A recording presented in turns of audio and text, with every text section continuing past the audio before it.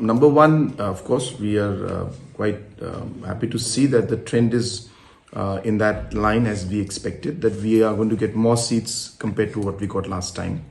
That's number one. Number two, normally the exit polls are done like 5-6 days before the polling takes place.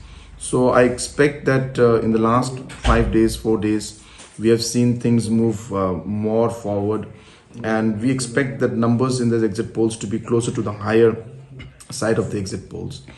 Third is that when it comes to forming the government, we've been very clear that what is in the best interest of the state and the people, and what is in the best interest of ensuring that we're able to provide stable government.